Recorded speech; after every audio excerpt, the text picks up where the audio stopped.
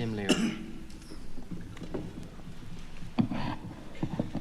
Well, it's a great pleasure for me to be here on this occasion.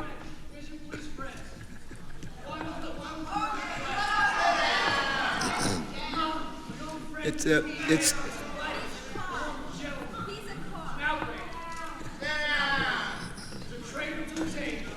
Later, you can talk. Right now, let him talk.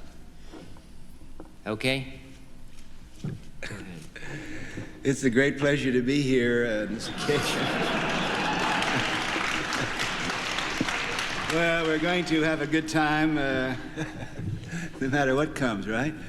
Now, as far as space and time and the future is concerned, I think most of you know that I believe that the space you occupy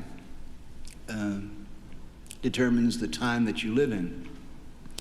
If you go back to the Middle East, you're going back 4,000 years, you're going back to your midbrain, and the reality that you'll have to deal with there is determined by the fact that you are there. If you're having a discussion in Belfast, Ireland today, the fact we were there would mean that the key issue would be shaking down Catholics and Protestants.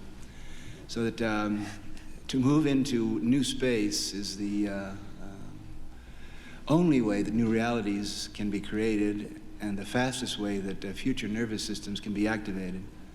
Now, Brian, when you talk about space, you said it's dangerous and it's perilous and it's who's going to control it and it's going to last too long. You make it sound like LSD was described 10 years ago. Well,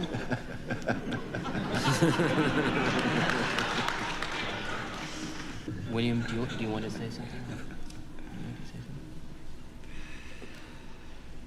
Well, I feel that the human race may well be in a state of neotony. And that means simply that you take a tadpole that remains a tadpole and doesn't develop into a frog is in a state of neotony, or a salamander that never drops its gills and gets out of the water. And that we are stuck in this dimension of time. And we can't really conceive of anything beyond that, but that space is something beyond that, which is inconceivable, or difficult to conceive for people living in time. And the point is that time is a resource, and time is running out. That's why we have to go into space, just as the fish had to leave the water when the pond started to dry up.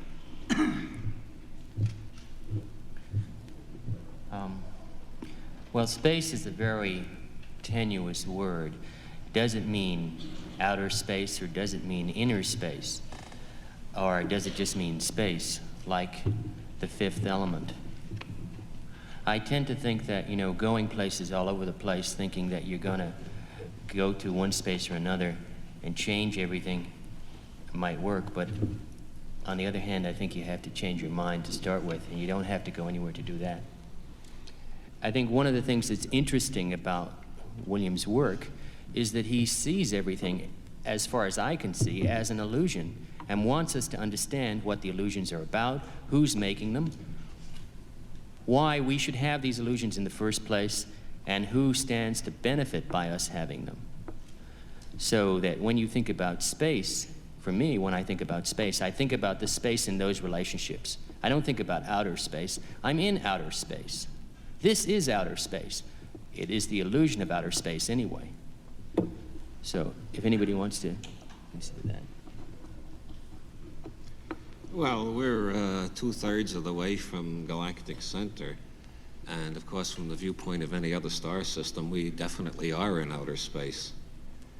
All the people looking out at the stars tonight from other worlds, when they see ours out there, they say, gee, I wonder that little speck out there, I wonder if there are intelligent beings on it. blue. We look pretty blue to all of them. I imagine we do. But... what did you say, Brian? We look blue to everybody in outer space. I said we're in outer space from the point of view of anywhere else in the universe. Do you have any? I'd like to say something.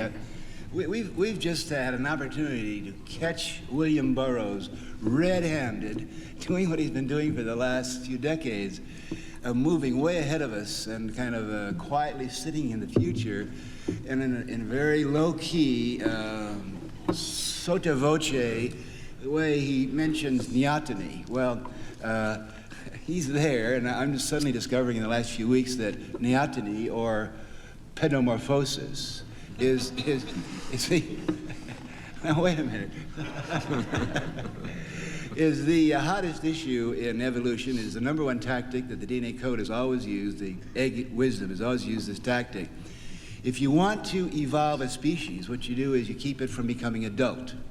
And Bill and I have read many of the same books, and we could give you probably hours of illustrations of how the dinosaurs, for example, developed an adult species which was over-specialized in control of territory. If Over-specialized scum, Leary! Scum! Fucking training fly! Where is he? Keep going. Definitely, no, What I think is that time has to do with form.